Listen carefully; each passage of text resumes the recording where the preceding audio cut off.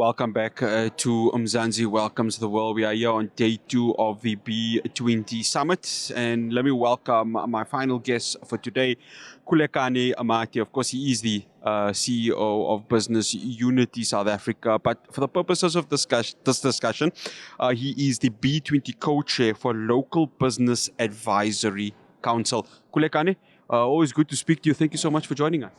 Thank you very much, Faraz, for the opportunity, and it's always good to talk to you.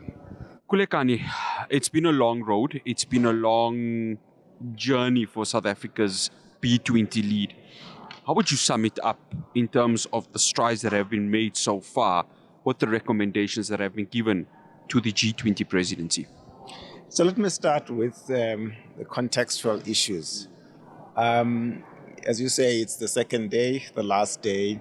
We've been getting feedback from people attending this B20, and the feedback overall has been very, very positive, very complimentary of what we've been able to pull together at this summit, the organization, the quality of the speakers and all of that, has been really exceptional. Now, this is the culmination of 11 months of work. When we took over from Brazil last year and officially started at the beginning of the year, putting everything together, setting up those task forces and so on, and really seeing them work very hard, tight time frames, and then producing a set of recommendations that are very actionable. So they are about what can be done to address many of the well-understood challenges that we face across a range of issues. And so we think we've done a solid job. The business community at large has done a solid job, handed those to the presidency, and we think that if those are implemented, they really can change our economies. They can have a positive impact on the global economy. For South Africa, on the South African side, all of those are relevant to South Africa. And so we need to, at the start of next year, say, how do we take this forward? It doesn't end just with handing over to the USA, the presidency, but here are recommendations where we've harvested some of the best ideas from all over the world to help us think through challenges differently. So how do we take them forward? That's the challenge that is ahead of us. Khulekani, you've mentioned the USA. And I know there's been a lot of the talk dominating, especially from your fellow colleagues within the B20, that even though there's a snub coming from the leadership, from the administration of Washington, business within the United States is represented here. I've had chats with various business representatives of the United States, and there still is an appetite for wanting to do business not with just South Africa, but with the African continent. How have you assessed all of this, Khulekani? Because there seems to be, and I don't know if I'm taking it from a wrong perspective, that business doesn't really agree with the administration of the United States of America in the way global trade needs to be done. Well, look, for business, it's really very simple. If you produce a product, you want to sell that product to as many people as possible. We call that markets. So you want to expand your markets. And so, businesses in South Africa are looking for opportunities throughout the continent and elsewhere. And this is the same for US businesses. They really are looking at expanding. And so that is their focus. On that, we are united as the business community. And the question we ask ourselves and the questions we've grappled with in the recommendations that we've put forward is really to say, what needs to be done to create that environment that allows the South African business to invest, to trade with any other nation on the continent or elsewhere. And so we are united on that. And that's a message that our US counterparts have brought here. They are here in large numbers, very senior leadership. And they're saying, as business, we are united in what we want, which is the environment for business to thrive. Is there concern with regards to potential red tape from administration?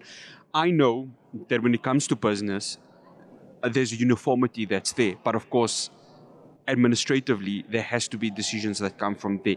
Is there a concern that even though there's this B20 handover to the US, that from an administrative perspective, there could be a block coming there?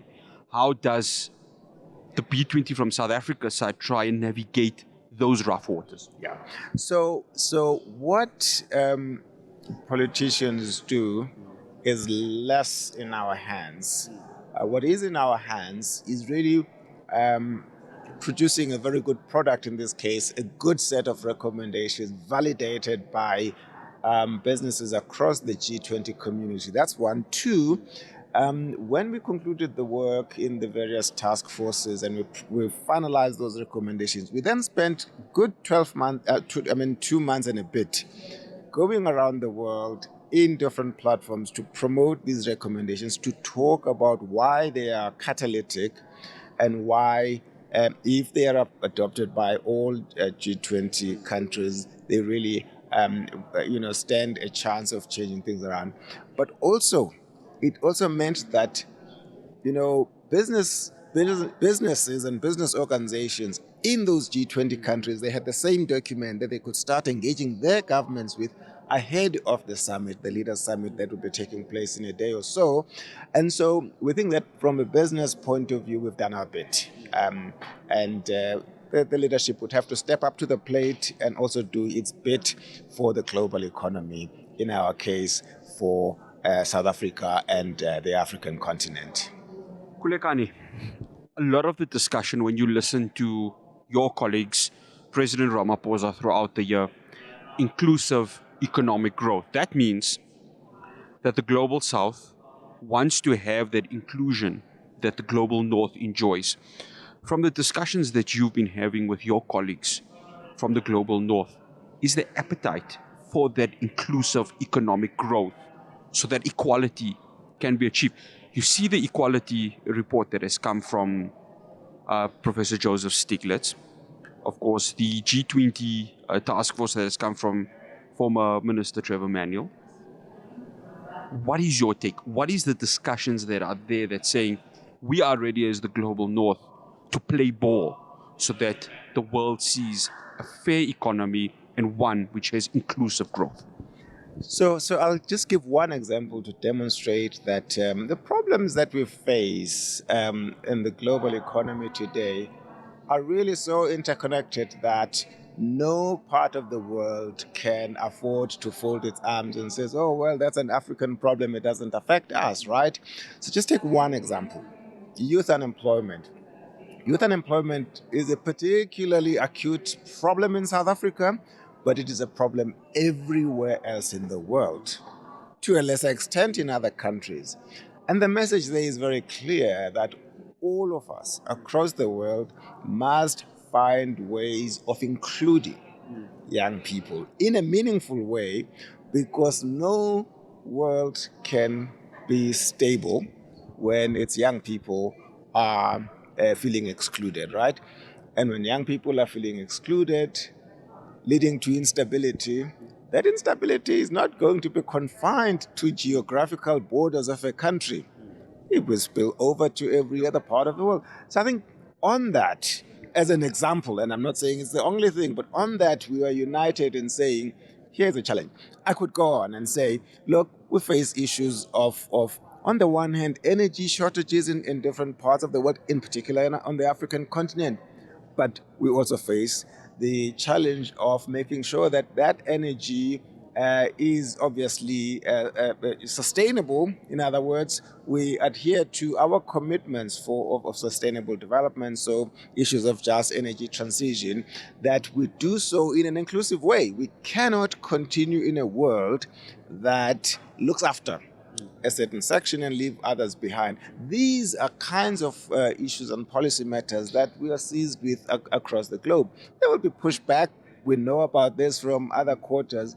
But I think in the long term, there's greater realization. The science is there. Everything is there pointing to, in an incontrovertible way, that these are challenges we should face together. One final question. We just got 1 minute, Khulekani. Deliberations, they've occurred. Actions, how close or how far are we to seeing it? Because the citizen of the ground, the resident of a metro and a municipality, the citizen of the global south is saying, you as the government, and I know you don't represent the government, you represent business, but if business and government are the think tanks in making the lives better for citizens, how close or how far are we in ensuring that happening? So on the one hand, we took a view that we were not going to start from scratch in generating recommendations. We would build on what has been done, and our value add has been on making those recommendations that have come from previous B20s actionable. So we've really taken a perspective that how can we action this, and so you will find that throughout. We've even go in some areas as far as to say which institutions, global institutions, are responsible for championing some of these recommendations, tracking performance on some of these recommendations, because we are seized with the matter and are concerned about the fact that this should not be just a talk shop. It should really lead into action. Secondly, we're not only saying this is what the government must do. Within these recommendations, there are actions that we as business must take, and we are committed to taking those recommendations forward for playing our part in the implementation of those recommendations. And of course, it would help a great deal if the leaders on the government side also adopted a declaration that talks to those and go forward and implement those recommendations and the declaration that they adopt. Khulekani Mathe, absolute pleasure having you on. Thank you so much for joining us. Thank you, Faraz, and it's always great talking to you. Pleasure. That's a Khulekani Mathe wrapping up our proceedings, our broadcast here on Mzansi welcomes the world for the B20 summit. Stay tuned. We'll have more for you after this.